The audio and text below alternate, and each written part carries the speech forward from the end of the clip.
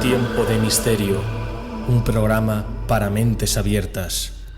Tiempodemisterio.com, en busca de la verdad.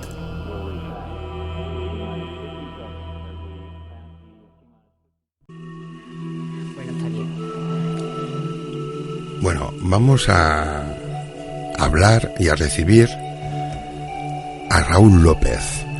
Podéis conocer todo su trabajo en la web tiempodemisterio.com.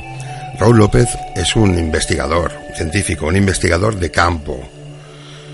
Hoy hablaremos con él desde Canarias, que ya es una tierra rica en misterio.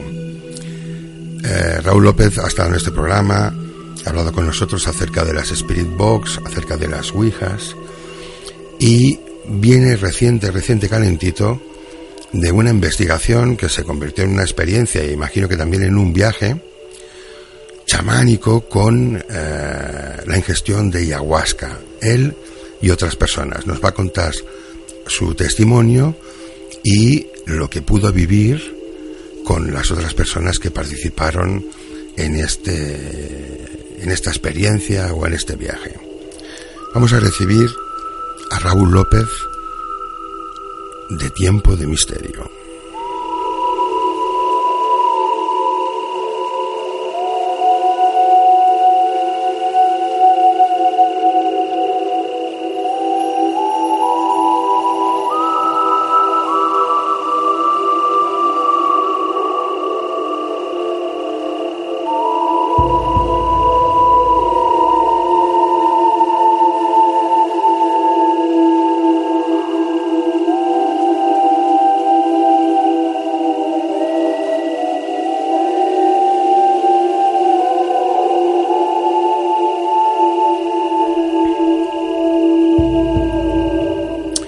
Buenas noches, Raúl. Buenas noches, Jordi. ¿Qué tal? Saludos a todos los voladores. Un saludo para ti también, Raúl. Muchas gracias. ¿Qué tiempo tenemos por las islas? Pues hoy está nubladete y con un poco de fresquito. Pero bueno, la primavera ha llegado a las Islas Canarias, ¿no? Aquí siempre es primavera, claro, prácticamente, claro. Pero hay días que pueden llegar a ser un poco frescos, sobre todo cuando avanza el día, a partir de las 7, 8 de la tarde. Uh-huh. Pero bueno, bien, aquí llevamos fresco a temperaturas de 15 grados tranquilamente. Oye, ¿y la astrofotografía? ¿Sigues trabajando en esto? Pues ahora lo tengo un poco más apartado porque estoy mucho más dedicado a lo que es la investigación parapsicológica. Uh-huh. Pero no descarto volver pronto. De hecho, creo que en un par de meses estoy otra vez con las botas puestas. Bien, en verano, aunque aquí en Canarias esto tiene poco significado, pero en verano igual es más atractivo para este trabajo. Bueno, digamos que están los alisios, que hay nubes bajas, podemos subir a las cumbres y también remite un poco más el viento, uh-huh, una mejor temperatura. Sí, es una muy buena época para hacer astrofotografía. Bueno, un día tenemos que hablar de esto también, ya lo hemos dicho varias veces, que es un tema apasionante, ¿eh? Bueno, hoy lo es. Venimos a hablar, bueno, en general hablarás del chamanismo, pero en concreto, ya lo he dicho antes, has tenido una experiencia en tu última investigación y has dicho que tú eras un investigador de campo, o sea que no solo cultivabas la teórica, sino que además tratabas de obtener resultados a través de la práctica. Y has tenido una, no sé si se debe llamar una experiencia, un viaje o cómo debemos llamarlo, pero has tenido una experiencia junto con otras personas a través de la ayahuasca. Bueno, correcto. Introdúcenos un poco el tema, Raúl. Pues la verdad es que es un tema muy interesante y es un tema bastante complejo y a la vez largo y tendido, porque la experiencia que tuve fue una experiencia muy enriquecedora y hace prácticamente como cerca de un año que me estaban interesando todos los temas chamánicos y las plantas de poder.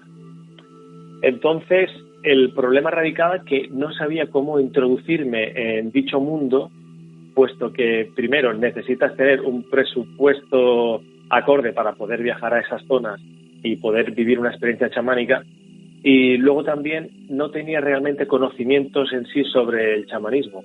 Así que me puse las pilas, eché toda la garra, todo lo que tenía dentro y me dediqué a investigar durante varios meses todo lo relacionado con el chamanismo y sobre todo con las plantas de poder, como pueden ser la ayahuasca, el San Pedro, que son las más conocidas, ¿no?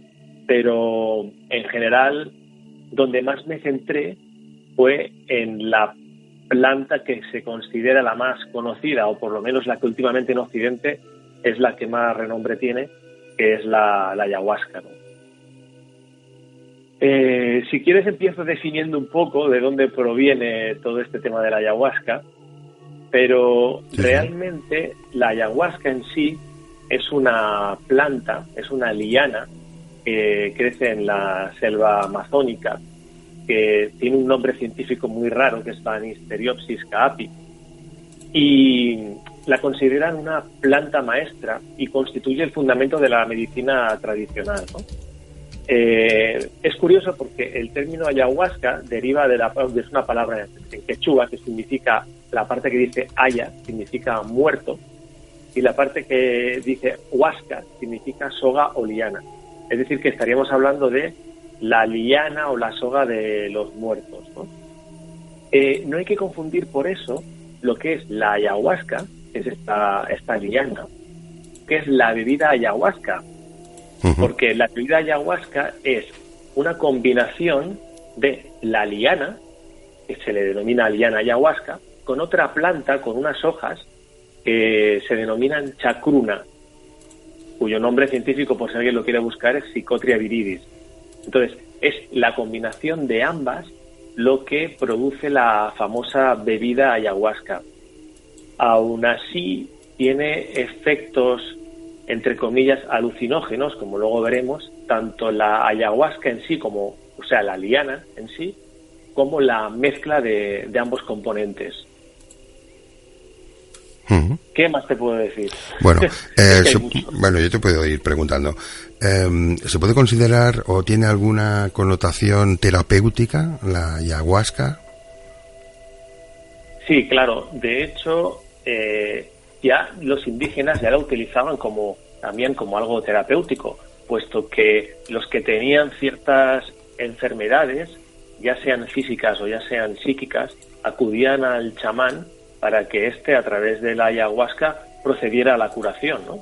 Y habían principalmente dos tipos de curaciones. Una es que el propio chamán tomaba la bebida y a través de una serie de rituales pues accedía a una serie de campos de información y luego pues podía de esa manera un poco más holística curar al paciente, o el paciente era el que bebía la bebida ayahuasca y ahí, a través de toda la psicodelia y alucinaciones conscientes que se producen, pues poder curar su mal, ¿no? Aparte, el uso de la ayahuasca también era para hacer preguntas premonitorias o adivinatorias, y ese era como el uso principal.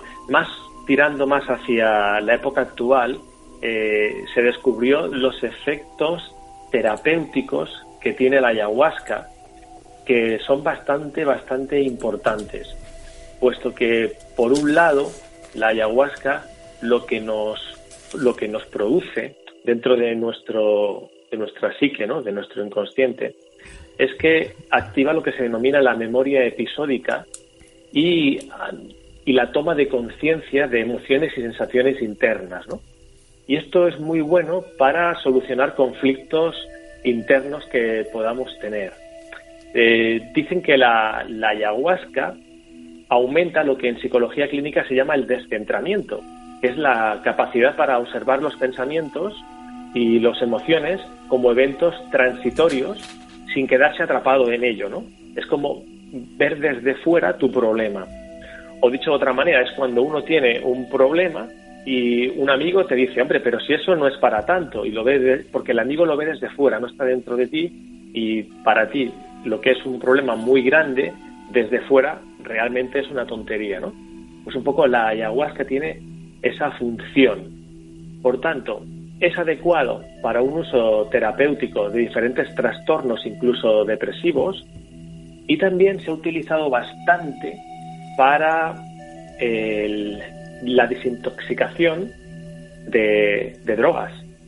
Por ejemplo, desintoxicarse de la cocaína o de la heroína.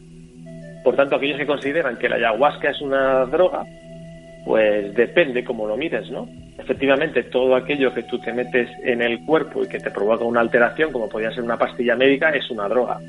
Pero en este caso, este medicamento, entre comillas, que es la ayahuasca, pues lo que hace es que te permite la desintoxicación de otras sustancias que sí que son adictivas. Porque hay que decir una cosa, la ayahuasca no genera ningún tipo de adicción. Es bastante inocua, siempre y cuando se tome de una manera controlada, ¿no? Uh-huh. ¿Qué más efectos, aparte de los terapéuticos, tiene? Pues bueno, se ha investigado también en neurociencia cómo actúa, y se ha descubierto también que tiene un uso terapéutico en enfermedades neurodegenerativas, porque hay dos alcaloides, que son dos sustancias que tiene la ayahuasca, aparte de otras muchas, pero son dos que son bastante conocidas o que tienen bastantes propiedades, como son la armina y la armalina, que parece ser que proporcionan protección contra la neurodegeneración y por tanto podría servir como valor terapéutico para el Parkinson, ¿no? Igualmente también se ha descubierto que el alcaloide armina de la ayahuasca, pues también inhibe el crecimiento de determinados tumores y también produce nuevas neuronas, ¿no? Es lo que se dice que tiene efectos neurogénicos muy, muy potentes, ¿no? Uh-huh. Por tanto, parece que estamos hablando como de entre comillas, un superalimento, ¿no? Para la salud, pero bueno, hay que siempre tomárselo y con los pies en el suelo y siendo muy coherentes en lo que uno está diciendo, porque no es milagroso, está investigando desde hace años. Aquí en España tenemos dos magníficos investigadores, uno es Jordi Ribach, que es farmacólogo y uno de los mejores del mundo, y luego un doctor antropólogo que es Josep María Ferriglà, que también es uno de los que mayores conocimientos tiene, yo diría que en el mundo, sobre las plantas como la ayahuasca, ¿no? Uh-huh. La ayahuasca también, en la mezcla de estas dos plantas o de estos componentes, también hay algún tipo de componentes alucinógenos, ¿no? Sí. Mira, el caso de la ayahuasca, de la bebida, es algo muy extraño. Bueno, por un lado decir que la ayahuasca en sí tiene el componente, la armina, uh-huh, que es alucinógeno, ¿no? Pero en pequeñas dosis prácticamente no se nota. Pero la bebida ayahuasca sí que es un alucinógeno un poco más potente. Y aquí viene lo curioso. El componente activo, que es lo que produce la psicodelia en sí, es la dimetiltriptamina o DMT. Este componente activo no lo tiene la liana ayahuasca, lo tiene la segunda planta con la que se mezcla, que es la chacruna. Y esto es lo curioso. Si yo me tomo solo la chacruna, uh-huh, yo no tengo ninguna reacción. Es decir, me tomo la chacruna, que tiene el componente activo que produce las alucinaciones, que sería el DMT o la dimetiltriptamina, pero si me la tomo sola no hay ninguna reacción. ¿Por qué? Porque hay unas enzimas en el estómago que se llaman MAO que la degradan e impiden que eso vaya al torrente sanguíneo y suba al cerebro. Y aquí es donde actúa la liana. Por eso es lo bueno de la mezcla. La liana contiene inhibidores de estas enzimas del estómago. Claro, al inhibirlas, el DMT ya corre por el torrente sanguíneo y nos llega al cerebro. Lo curioso es cómo las antiguas tribus, ¿no?, los antiguos chamanes, conocían esto, sabían de esta receta y cómo prepararla. Porque claro, también depende de las dosis, ¿no? Entre más de 80.000 plantas que uno se puede encontrar en la selva amazónica, que además estaban, la chacruna y la liana a veces están alejadas a cientos de kilómetros una de otra, ¿cómo sabían estas tribus que esta mezcla producía efectos tanto terapéuticos como alucinógenos en su justa medida para poder tener unos efectos curativos, ¿no? Bueno, es ese conocimiento de las plantas del cual gozan la cultura chamana, ¿no? Que tienen un conocimiento muy profundo acerca de las plantas, que para ellos es una fuente de vida o casi una forma de vida, ¿no? Sí, claro, para ellos es una de las partes principales de lo que es su sistema sanitario, digamos, ¿no? Se dice que mucha de la información de cómo hacer este tipo de mezclas se obtienen a través de sueños o ya una vez bebes una de estas plantas alucinógenas, ya te da información dentro de tu psicodelia para poder obtener o conseguir otras plantas que también tengan este tipo de beneficios, ¿no? Es decir, que parece ser que es como una información que está ahí y que tú accedes o bien mediante sueños o bien pues con la ingesta de otras plantas, ¿no? Y te dan la información de cómo preparar o cómo buscar otro tipo de plantas. Esto es lo que explican pues algunas tribus o algunos chamanes cuando les preguntas cómo es que saben realizar dicha mezcla, ¿no? Que lo mismo pasa con por ejemplo, un caso muy curioso con el curare, ¿no? Es ese veneno que se utiliza en las flechas que disparan a los monos, a los animales y les paraliza, ¿no? Pues para poder crear ese veneno que tan potente y que además tiene ese efecto paralizante, es una mezcla bastante fuerte de varias plantas con una cocción de bastantes horas y un procedimiento bastante elaborado que parece mentira cómo podían saber las cantidades exactas y qué plantas mezclar para que tuvieran ese efecto paralizante, ¿no? Bueno, es misterioso, pero está ahí. Oye, y bueno, la Amazonia contiene o forman parte de ella muchos países, muchas regiones. ¿Se sabe si tiene el origen en algún sitio concreto la tradición de la ingesta de ayahuasca? Bueno, sí. La ayahuasca en sí se cree que son como unas 70 tribus más o menos las que tienen unas 75 tribus del Alta y la Baja Amazonia, más o menos, que usan esta mezcla, ¿no? de la ayahuasca en sí. Es conocido pues en Perú, también en Chile, en Bolivia, en Ecuador, y dicen que hace 5.000 años que ya se utilizaba, ¿no?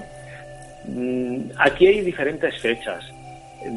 Uno de los registros más antiguos y que se ha podido comprobar son unas momias que se encontraron en Mazapa, en el norte de Chile, y al analizar los pelos de estas momias encontraron que contenían armina y dicho componente es propio de la liana, ¿no? Claro, al estar en el pelo significa que estas tribus ya lo consumían, ¿no?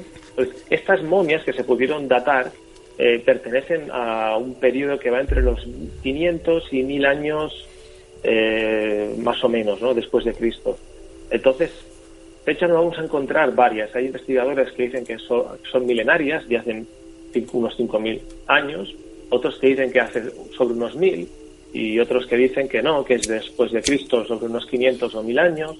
Te encuentras de todo. Lo que sí que sabemos es que es muy antigua la ingesta de este brebaje, ¿no?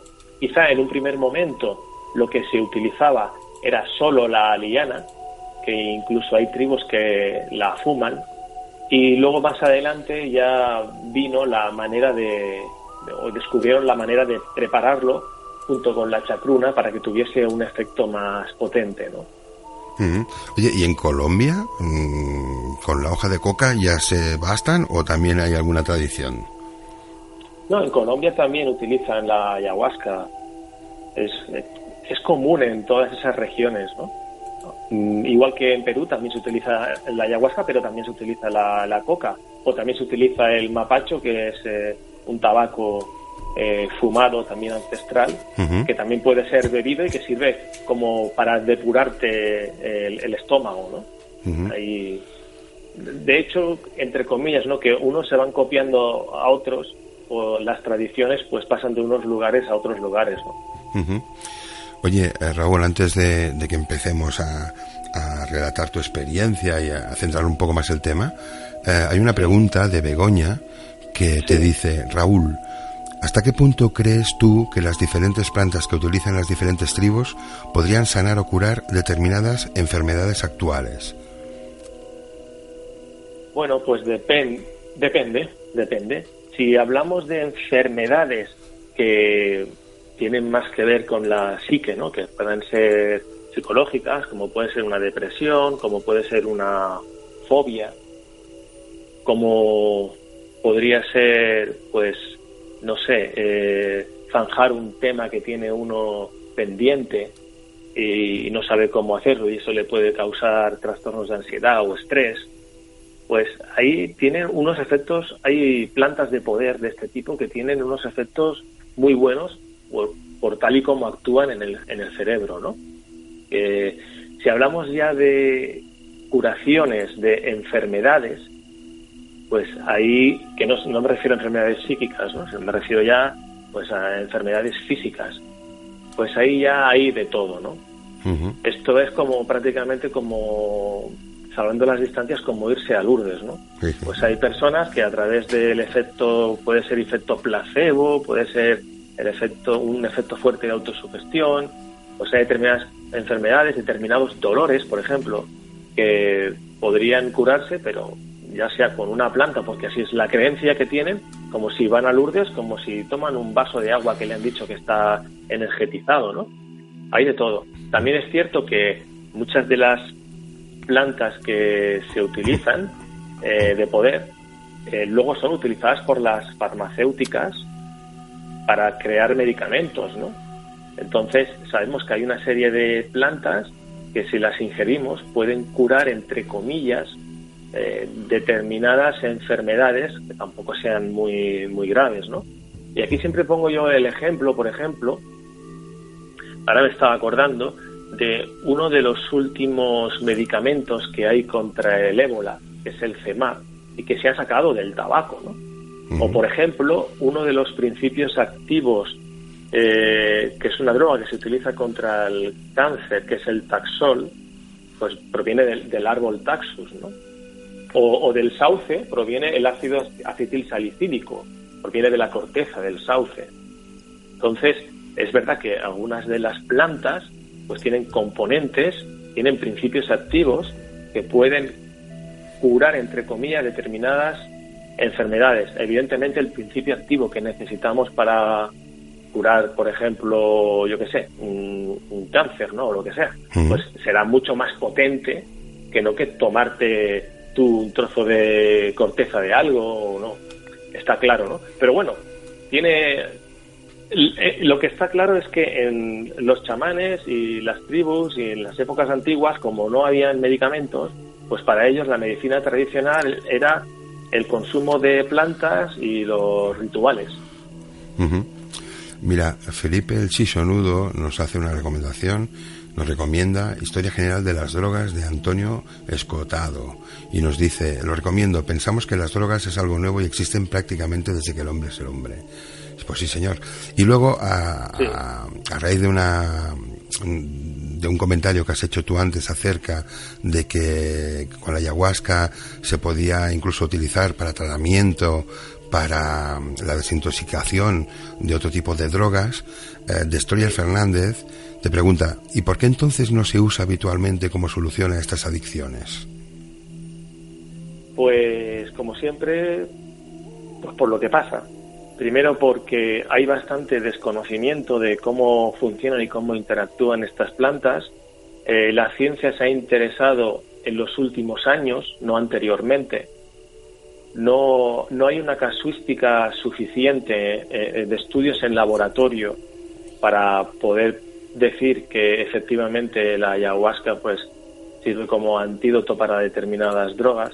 Estamos hablando también que no es la ayahuasca en sí bebida, no es agradable, tiene efectos desagradables en el cuerpo, como son los vómitos, la diarrea, y claro, aquí sería más conveniente quizá pues extraer esos principios activos y bueno, crear una especie de medicamento que pudiera curar esas adicciones, ¿no? Entonces todo esto está como muy embrionario, falta mucho por hacer. Luego también hay prejuicios sobre el tema de este tipo de plantas de poder, ¿no? Que entre el imaginario colectivo, ¿no? Que aquí pues esto parece que sea como que te estás drogando, que esto es algo que utilizan los chamanes que no tienen ni idea porque son todos unos farsantes, y todo eso influye, ¿no? Para que se fijen en esto, ¿no? De todas maneras, hay centros, como el centro, ahora no me acuerdo cómo se denomina, creo que es Tacahuasi, si mal no recuerdo, en Perú, que llevan desde los años 70 ayudando a desintoxicar a gente de las drogas, utilizando precisamente la ayahuasca, ¿no? La bebida en sí. O sea que esto es un poco como todo. Efectivamente, cada vez se saben más cosas sobre la ayahuasca, pero todavía está embrionario. Mira, Olé, otra voladora, nos apunta la información de que la hermana del político, bueno, catalán, Manuel Valls, en la administración francesa, bueno, a ver, que fue viceministro francés o algo así, sí. Su hermana se curó de la adicción a la heroína con un tratamiento con ayahuasca. Es una información que nos aporta Olé, ¿eh? Sí, es cierto, sí, lo conocía y sí, es así. Es bueno. Bastante... Pasa que no hay centros en Europa prácticamente, que yo sepa, que utilicen las propiedades de la ayahuasca para la desintoxicación. Sí lo hay en Sudamérica. Bueno, bueno, desde aquí agradecerle al volador Fran, fan de Joan Capdevila, que está poniendo todo infografías psicodélicas con el logo del vuelo 714, y nos está iluminando el hashtag, con un colorido brutal. Sonsoles nos pone unas fotos de una preparación de la pócima, y Olé nos dice que los primeros síntomas de la ingesta de la ayahuasca son, bueno, la cara de Donald Trump, nos pone la cara de Donald Trump, Bueno, ya miraré más preguntas porque si no me vuelvo loco, no me concentro en la charla contigo. Luego leemos más preguntas y Victoria te las leerá. Vamos ya para empezar a emprender el viaje, para hablar de la experiencia, tu experiencia personal. Antes, como yo quiero que me detalles luego los pasos, que llevamos un poco la aventura que viviste, pero primero me gustaría que me contaras un poco cómo es porque no sé si es lo mismo que tú hiciste, pero cómo es la ingesta ritual, el ritual tribal de esas tribus, ¿no? Yo te digo que no sé si me confundo, pero una vez en un reportaje yo creía que estaban ingiriendo ayahuasca, pero a lo mejor no. Vi como con una caña larga, dos personas se ponían uno a un lado de la caña en la nariz y otro le soplaba un líquido. No sé si esto me lo he inventado o tiene algo que ver, Raúl.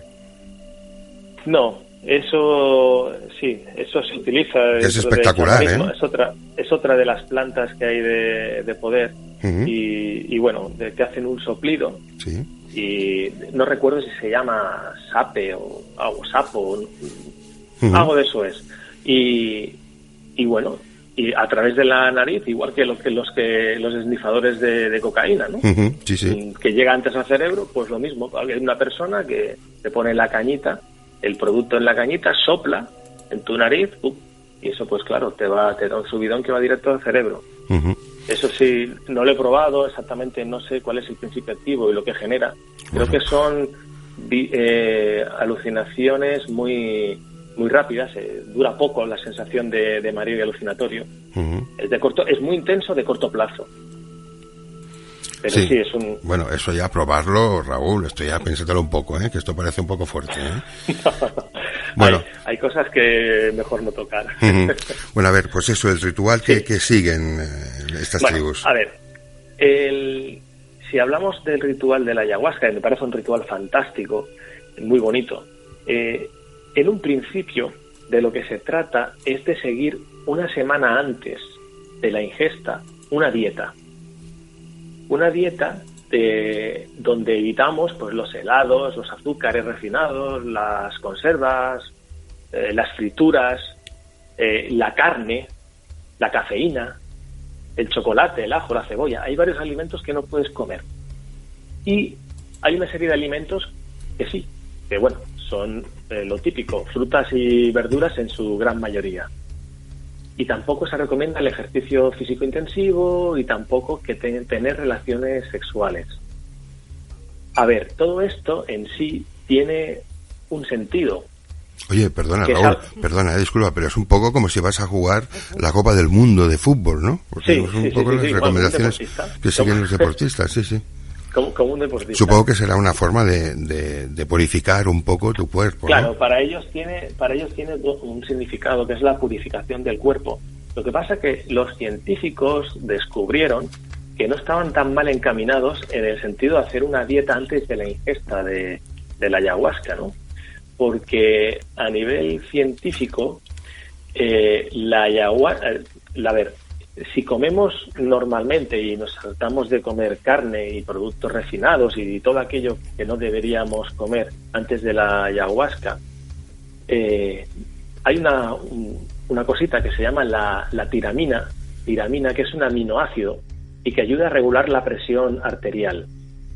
Pues resulta que dicha dieta tiene sentido a nivel científico debido a la interacción de los inhibidores de las enzimas que hay en el estómago que contiene la ayahuasca, ¿no? Entonces, si nos alimentamos de una manera no apropiada, pues digamos que acumulamos a tiramina y podíamos tener problemas al tomar la ayahuasca con la regulación de la presión arterial.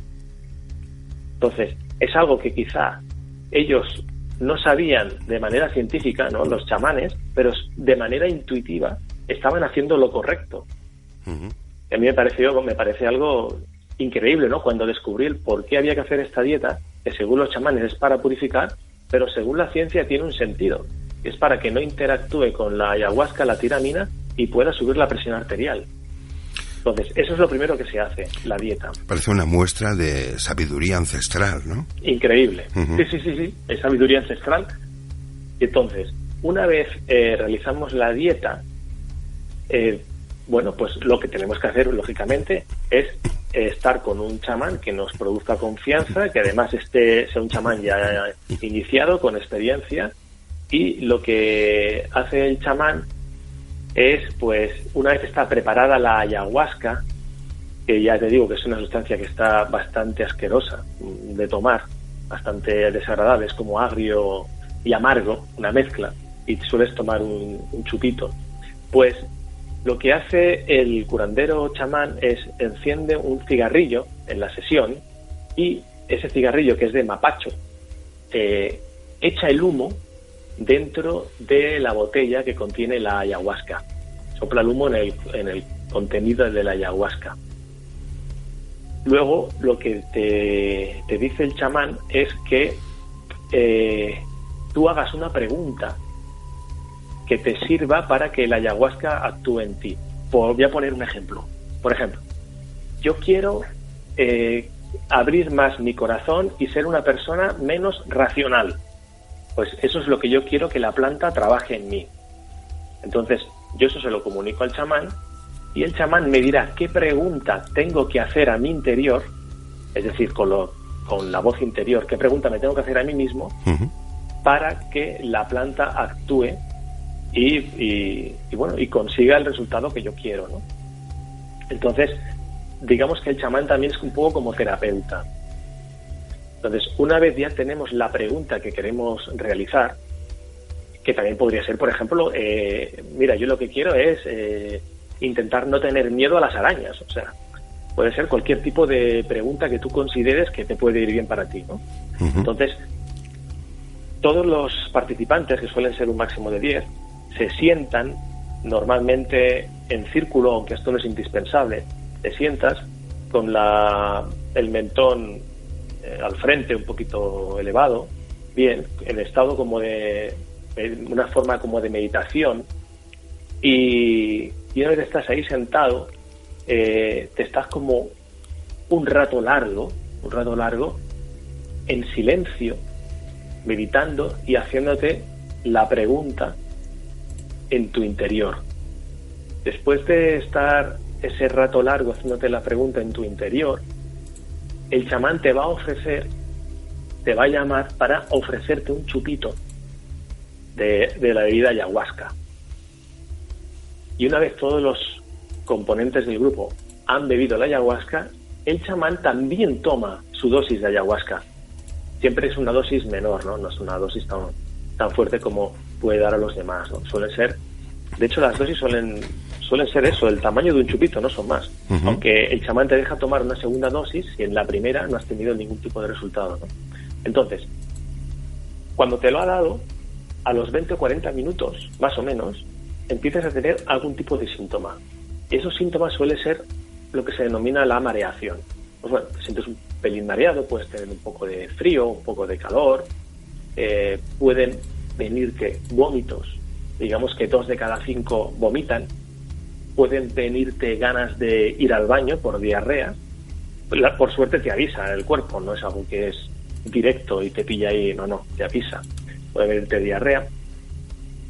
Y a partir de ahí, casi siempre una vez que ya te ha venido esa especie de mareo, es cuando empiezan las visiones o alucinaciones. Hay que decir que siempre estás plenamente consciente, nunca pierdes la consciencia, nunca pierdes tu yo, es decir, tú podrías multiplicar, podrías pensar si quieres en otra cosa, estás perfectamente consciente.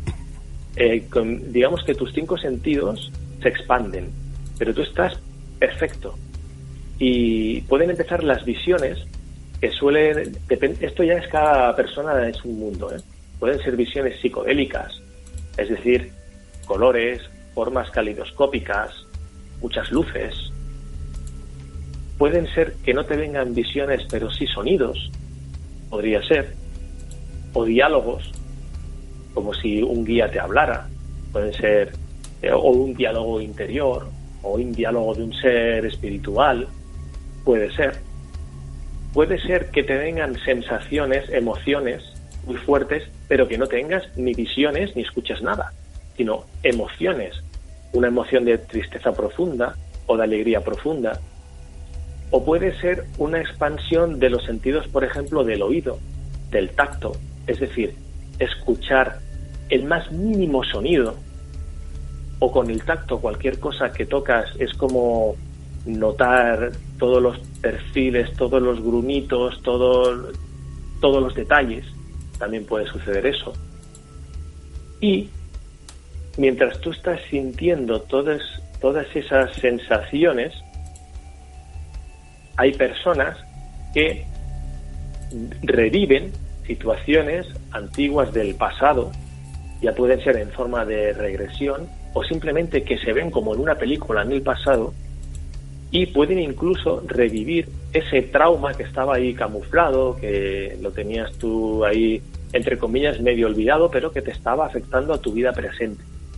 Y entonces ahí surge, pero claro, lo estás viendo como un espectador, es lo que comentaba antes, está descentralizado.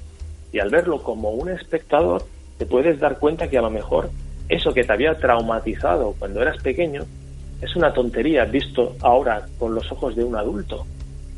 Y en cambio a ti eso te estaba condicionando tu vida. Entonces puedes ver eso también. Puede ser que no tengas ningún efecto, también puede suceder.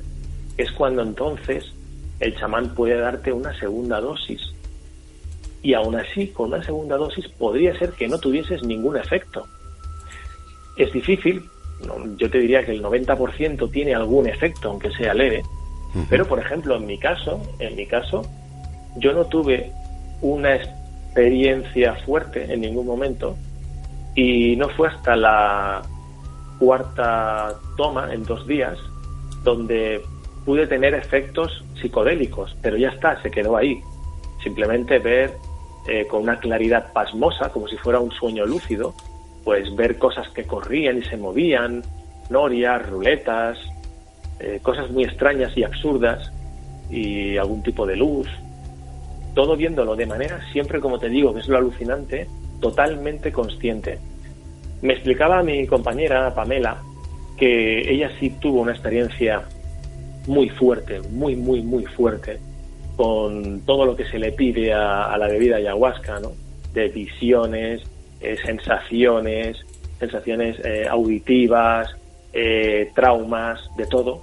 Pues ella contaba que para ella la experiencia, a pesar de estar completamente consciente, ella se veía de pequeña, podía, a veces en primera persona y otras veces como si fuera una película viéndolo desde fuera. Todo esto con los ojos cerrados. Evidentemente, si abres los ojos, se te va la alucinación que puedas tener, ¿no?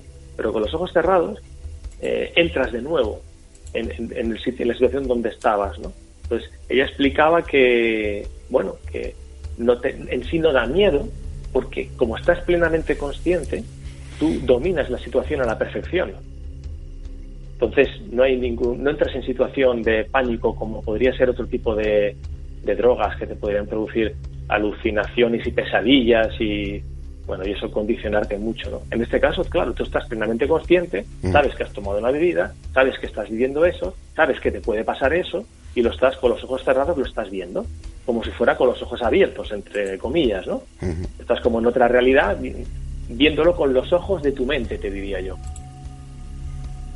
Entonces, una vez que eso ya han pasado 2 o 3 horas, los efectos van calmándose, el chamán, hay que decir que mientras estás en el proceso de mareación y de visiones, va cantando, tocando un instrumento. En este caso, nosotros, el instrumento que tocaba era el tambor, también las maracas, ¿no? Porque la música ayuda a entrar también en ese estado estático de trance. Y bueno, antes he escuchado que estabais hablando también del tema del tambor. Los chamanes le dan mucha importancia porque está científicamente demostrado que escuchar el ritmo monótono de los tambores facilita la producción de ondas cerebrales alfa y zeta, ¿no? Y es curioso porque muchos nativos se refieren al sonido del tambor como al latido de la Tierra. Y resulta que la frecuencia de resonancia electromagnética de la Tierra es de 7,5 ciclos, que equivale a las ondas cerebrales zeta. Es decir, más información que tenían los chamanes de manera intuitiva y que luego la ciencia corrobora, ¿no? Entonces, el tambor lo tocan de una manera rítmica y también cantan. A ese canto, que serían como mantras, se le denominan ícaros, que sería como eso, la canción, una melodía que utilizan los chamanes en los rituales y que son cantos que están en quechua o en castellano. Y bueno, para ellos es un canto que cura, ¿no? Y que te ayuda a entrar en ese estado. Yo tengo unos aquí en castellano, espera que los ponga un poco.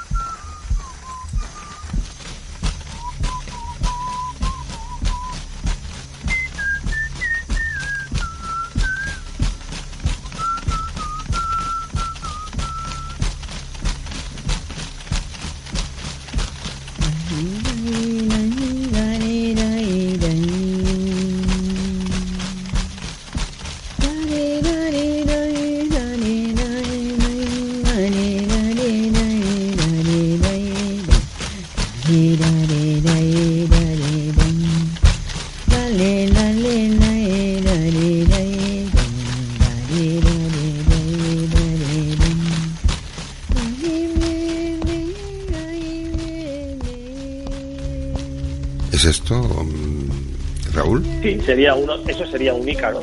Sí. Puede ir acompañado con maracas, con tambores.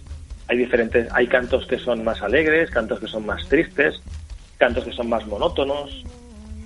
Hay diferentes tipos. ¿Y esto acompaña todo el ritual o parte del ritual? Sí. El chamán o la chamana, pues digamos, vamos a poner un intervalo de cada 5 minutos, 10 minutos, pues va tocando un instrumento y va cantando, ¿no? Claro, de hecho, se amplifica el resultado final, ¿no? Porque sabemos que hay una parte química que actúa, que es la dimetiltriptamina, ¿no? El DMT. y es lo que produce la parte de las alucinaciones. Sabemos que hay otros componentes como los alcaloides armina y armilina que también interactúan, pero si a todo ello le sumamos la sugestión, el momento, el estar con las personas que te acompañan, la parte meditativa y la parte musical que induce al trance, ¿no? o a la parte más hipnótica, pues todo se amplifica. Es de lo que se trata en sí, ¿no? Uh-huh. La parte, digamos, lo que nos has comentado son efectos que te inducen, ¿no?, de alguna manera algún tipo de terapia, yo diría psicológica, ¿no? Pero a nivel espiritual, la parte más relatada por los chamanes y todo esto, la parte espiritual, ¿pudisteis vivir alguna experiencia allí con las personas que estuvieron? Sí. A ver, como te digo, digamos que para los chamanes, la planta, la ayahuasca, que también le llaman la madre o la abuelita, encarna la parte femenina, digamos, y para ellos la planta, una vez te entra dentro del cuerpo, la planta tiene vida y sabe lo que tiene que hacer contigo. Entonces, tú a lo mejor le has pedido a la planta algo y resulta que no, te sale con otra cosa, porque la planta considera que tú lo que necesitas es otra cosa. Entonces, ahí se dieron experiencias de gente que a lo mejor no esperaba una comunicación espiritual y la tuvieron, ¿no? No fue muy habitual. Digamos que nosotros al final tuvimos, contando las personas que éramos la primera vez que lo hicimos, más las otras veces, teniendo en cuenta que hay personas que repiten, piensa que tuvimos en total unos 20-25 testimonios, de los cuales que hubiesen tenido experiencia espiritual en sí, vamos a decir que 3.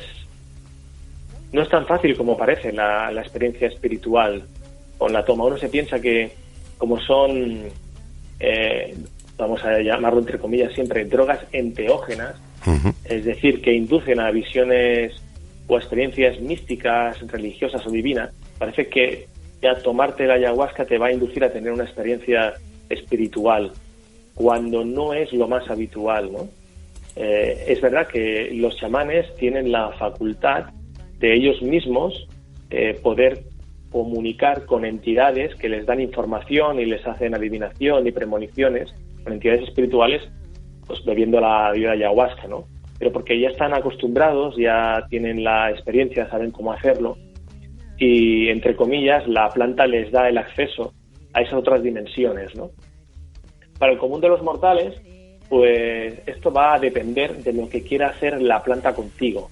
A lo mejor la primera vez o la segunda vez que tú tomas ayahuasca va a trabajar otras cosas en tu interior, pero si tú quieres despertar la parte espiritual, al final la planta tarde o temprano te lo va a dar, esa parte espiritual, pero no va a ser quizá la primera vez, ¿no? Va a ser un periodo. Cada persona pues está en un estado, digamos, más cercano a la espiritualidad y otros más alejados, y el que está más alejado pues tendrá que dar pequeños pasitos poco a poco hasta que la planta decida mostrarte ese otro mundo, ¿no? Sí que vivimos alguna experiencia un poco más paranormal. En este caso yo fui también uno de los protagonistas, porque la primera sesión que yo estaba un poco frustrado, ¿no? Porque no notaba absolutamente nada y el resto de la gente pues ya estaba teniendo experiencias, pero sí que noté una cosa extraña, ¿no? Que es que estaba mirando a la chamana cómo cantaba, cómo tocaba las maracas, y de repente vi que la chamana, que era de piel pálida, blanca, se transformaba como en una chamana negra, con el cabello muy negro, la piel muy negra y con rasgos masculinos. Y dije, qué extraño, parece como si fuera un chamán negro gigante. Y ahí se quedó la cosa. Al día siguiente estábamos explicando las experiencias, los del grupo, y mi compañera estaba contándole a otra compañera también de Tiempo de Misterio que le había extrañado ver en un momento de la sesión cómo la chamana se transformaba en un negro chamán. Y ahí es cuando yo no estaba en la conversación, simplemente estaba escuchando cómo hablaban, ¿no? Pero no se estaban dirigiendo a mí. Es cuando las interrumpí a las dos chicas y les dije, y yo también vi lo mismo. Vi cómo se convertía de repente en un chamán negro, grande, y parece ser que los tres habíamos visto lo mismo, ¿no? Era, bueno, es lo que se dice una transfiguración, ¿no? Lo que se llama en términos parapsicológicos. Uh-huh. Que a lo mejor eso fue provocado pues entre el estado de mareación que teníamos, más como era de noche, las sombras, las luces del cielo, lo que fuera, la posición donde estábamos sentados, y que eso nos hizo desvirtuar la imagen que teníamos de la chamana en un momento dado y ver a una persona como si fuera un negro. Puede ser. Pero más que nada me pareció bastante curioso ese tema. Uh-huh. Interesante. Sí. Vamos a ver si te quieren preguntar alguna cosa desde el hashtag. Sí. Victoria, adelante. Vale, hola Raúl, que no te he saludado. Buenas noches. Hola Victoria, de tenerte de nuevo por aquí. Voy a leer dos o tres cositas que he cogido así que me han parecido interesantes. Felipe, que está muy activo y hacía una pregunta muy buena, decía, en los 60 no se utilizaba el LSD para lo mismo. Y Marcela le respondía, ahora si quieres tú le respondes algo, apunta muy bueno, dice, solo que los ácidos de los 60 eran químicos y esto es natural y lo hacían los indígenas desde hace 10.000 años para conectarse con la tierra. Es decir que Marcela es de Argentina, ¿eh? Sí, bueno, vamos a ver, los efectos psicodélicos, claro, la gente cuando piensa en efectos psicodélicos nos vamos al LSD, ¿no? De los años 60, que estuvo tan de moda y tal. De hecho, el LSD es un compuesto sintético que se obtuvo, creo recordar, en el año 38 por un médico suizo que se llamaba Albert Hoffman. Y lo sintetizó a partir de la mezcalina y la psilocibina, que sí que son dos compuestos naturales, ¿no? ¿Qué sucedía? Que la administración del LSD en pequeñas dosis pues era capaz de aliviar pues dolores físicos, de mejorar también tu estado de ánimo, de profundizar en la atención, de mejorar la creatividad. Entonces, ¿tiene relación con la bebida ayahuasca? Pues, hombre, algo tiene desde el momento pues, que a nivel neuronal, ¿no? Tiene efectos alucinógenos, aunque, claro, yo nunca he probado el LSD, solo hablo por experiencia de lo que uno ha leído, ¿no? Quizá eran experiencias alucinógenas más potentes, ¿no? Si a lo mejor sin tanto control como es con la ayahuasca, ¿no? Y evidentemente aquí sí que había que tener en cuenta en qué dosis la suministrabas, puesto que estamos hablando también de un componente químico y la ayahuasca es un componente natural que además tiene nula hepatotoxicidad, ¿vale? Es decir, que no resulta tóxica para el cuerpo, a no ser que te tomes 7, 8, 10 chupitos de una botella entera de ayahuasca, ¿no? Sí, eso estaban preguntando también, si tenía algún tipo de toxicidad la ayahuasca. No la tiene en dosis normales, ¿no? Es como todo, claro, todo es tóxico pues en grandes dosis, hasta el café, ¿no? En dosis normales no tiene toxicidad. ¿Tiene riesgos? Pues sí, tiene riesgos, porque la ayahuasca puede incrementar, por ejemplo, la presión arterial. Entonces no está recomendado pues para personas que tengan problemas de corazón, por ejemplo.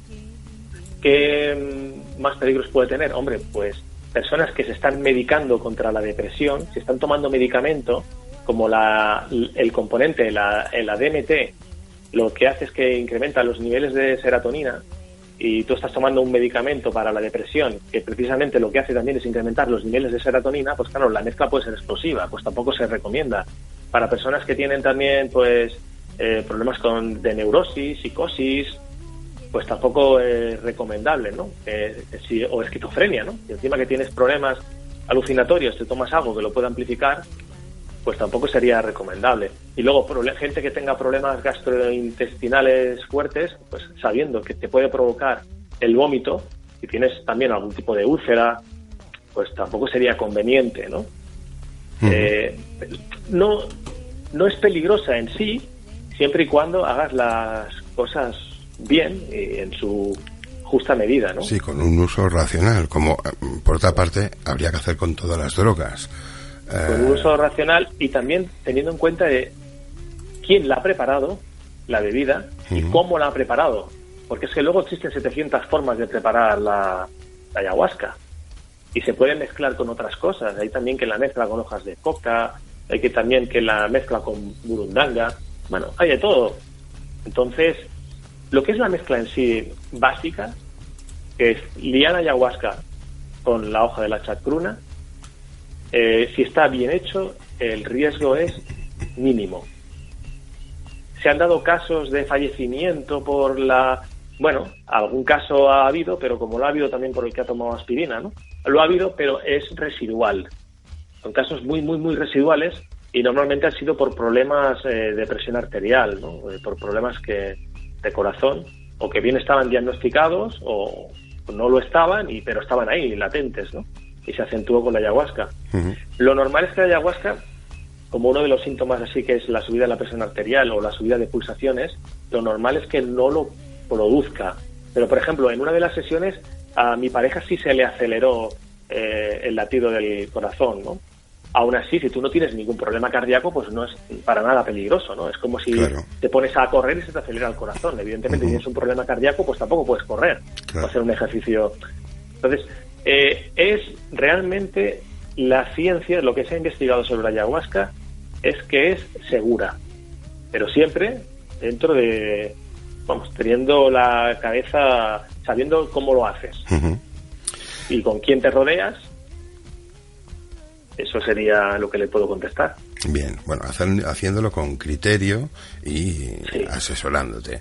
Raúl, tenemos que ir terminando, pero antes de terminar, me gustaría proponerte una cosa, si nos lo permites. Ahora nosotros, después de tu intervención, tenemos una sección de misterio que hacemos todos los sábados, que se llama Dimensión 714, que está a cargo de Mari Carmen Vasco. Mari Carmen Vasco es experta en simbología y esoterismo, pero nos ha hablado mucho de simbología, que es un aspecto que nos ha encantado aquí en el vuelo, porque no se acostumbra a tocar tanto.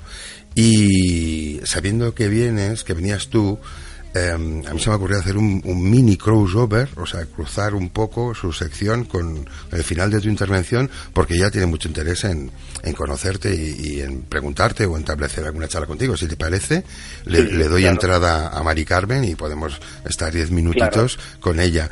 Para ello tengo que... tú no cuelgues el teléfono, pero te tengo que quitar un momento de antena para introducirla a ella en la línea, ¿vale? O sea que en 20 segundos estamos otra vez aquí, Raúl. Venga, perfecto. Venga, hasta ahora mismo.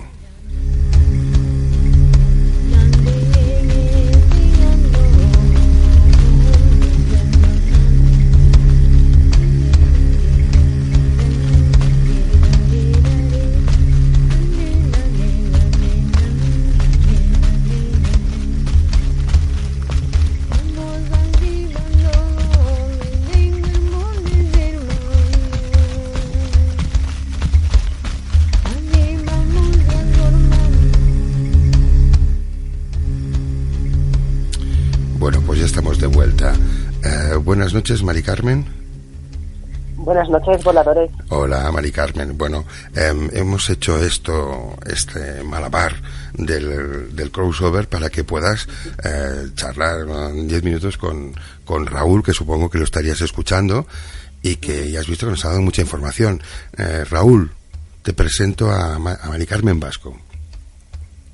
Hola, encantado, Mari Carmen. ¿Qué tal? Igualmente, Raúl, buenas noches. Bueno, buenas noches. Os escucháis bien, imagino, ¿no? Eso es importante. Sí. Bueno, Mari Carmen, no sé si quieres hacer alguna pregunta a Raúl o quieres establecer algún diálogo con él. Sé que a ti te interesa el tema del chamanismo también, como no podía ser de otra manera. Adelante. Pues muchísimas gracias. Sí, lo estaba escuchando desde fuera, que me ha gustado mucho la entrevista. Y bueno, pues como creo haber entendido que tú, Raúl, si me permites que te cite, claro. Sí, claro. Parece que has experimentado con ayahuasca. Una de las curiosidades que yo tenía, porque, bueno, se dice que los chamanes en las civilizaciones antiguas pues utilizaban la ayahuasca para entrar en estados de trance y comunicar, entre otras cosas, pues mensajes a la sociedad, ¿no? Que estaba compuesta. Bueno, y analizando las fases del trance, Es cierto que en la primera, no sé si tú lo has experimentado o así, tengo curiosidad en preguntártelo, dicen que bueno, que como se conecta esa magia con el sistema nervioso, pues todas las civilizaciones han tenido las mismas experiencias y las mismas visiones. Entonces, por ejemplo, dicen que en la primera fase, cuando estás entrando en trance, ves una serie de figuras geométricas. ¿A ti te pasó eso en concreto? Bueno, en mi caso no vi figuras, sí vi figuras, porque es parte de las visiones que produce la ayahuasca en sí, es la parte más psicodélica, ¿no? No todo el mundo ve figuras, en mi caso sí, vi como caleidoscopios y luces y tal, ¿no? Hay pero eso podría estar explicado incluso de manera científica, ¿no? De cómo actúan los fotorreceptores, etc., ¿no? Pero sí que hay algo curioso que has dicho, y es la realidad, y es que hay imágenes que suelen ser comunes a pesar de la cultura en la que te encuentres y a pesar de que no hayas oído hablar nunca de lo que sucede cuando tomas ayahuasca, ¿no? Que son los animales selváticos. Y ahí te puedo decir que son las visiones más comunes son de panteras, leones y serpientes. Y se dice que incluso la serpiente representa la propia planta, ¿no? Y es bastante común, y eso lo estudió sobre todo Claudio Naranjo, que es un psiquiatra y es uno de los que más sabe en el mundo sobre chamanismo y plantas de poder, ¿no? Hay imágenes comunes, sí. Sí, correcto. Sí, yo he visto pues unos trabajos de psiquiatría pues que vienen a explicar que el trance, bueno, ellos lo dividen en 4 fases, ¿no? La primera, las figuras geométricas, luego la segunda fase sería que el cerebro transforma esas figuras como en animales, donde la serpiente, como tú acabas de decir, está presente porque es en forma de zigzag. En un principio se vería un zigzag en la primera fase. Luego la tercera hablaron como de un túnel donde se veían muchísimas luces, no sé si a ti te habrá pasado. Sí. Y la cuarta fase ya es como si te hubieras desplazado, ¿no? Donde incluso puedes meterte en animales o incluso ver también criaturas o estar en un paisaje completamente diferente, como si te pudieras trasladar de un sitio a otro. Sí, hay experiencias con la ayahuasca que son así, que son como si fueran también viajes astrales, ¿no? Quizá una de las plantas que más conocidas por producir este tipo de viajes, incluso convertirte en un animal, sería el peyote, que es un cactus endémico de México y creo que también de Texas, y donde su principio activo es la mescalina. Y las experiencias que remiten los que lo han probado, pues son esas, y además la posibilidad de convertirte en un animal de poder, incluso representarlo. Es una alucinación bastante potente, bastante fuerte y poco recomendable, como todo, si no lo haces con control. Pero sí.